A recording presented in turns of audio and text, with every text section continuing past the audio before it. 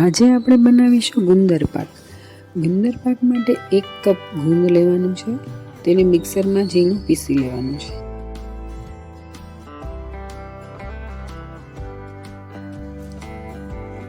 આવી રીતે ગુંદ પીસાઈ જાય પછી 1 કપ ઘી લેવાનું છે. 1 કપ ઘીમાં થોડા ડ્રાયફ્રૂટ આપણે શેકી લેવાના છે. ગુંદર પાકમાં જનરલી બધા જ માપ એક સરખા લેવાના હોય છે. 1 કપ ઘી, 1 કપ ગુંદ અને 1 કપ ઘઉંનો લોટ. આવી રીતે આ જ ઘીમાં મેં ઘઉંનો લોટ શેકી લીધો છે. ઘઉંના લોટને 7-8 મિનિટ સુધી શેકવાનો છે અને તમે આવો કલર આવે થોડું લાઇટ બ્રાઉન જેવું, ત્યાર પછી તેમાં આપણે જે ગુંદ દળ્યો હતો એ થોડું થોડું કરીને એમાં નાખવાનું છે. આપણે જેમ જેમ ગુંદ નાખતા જઈશું એમ ગુંદ અંદર ફૂલાતો જશે અને આવી રીતે ફ્લફી થઈ જશે.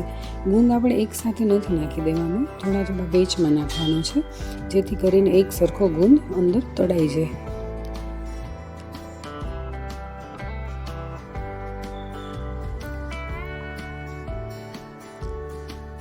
થોડું થોડું હલાવતા જવાનું અને થોડું ટેક્સચર એનું જાડું થઈ જશે.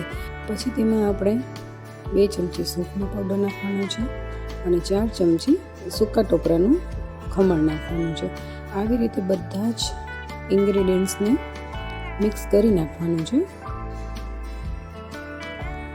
આવી રીતે બધું મિક્સ થઈ જાય પછી ગેસ ઉપરથી નીચે ઉતારી અને 1 કપ એમાં ગોળ નાખવાનો છે.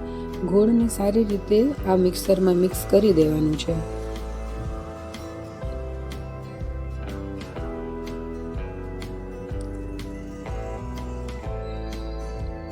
આવી રીતે મિક્સર મિક્સ થઈ જાય પછી ઘી લગાવેલી થાળીમાં એને ઢાળી દેવાનું છે.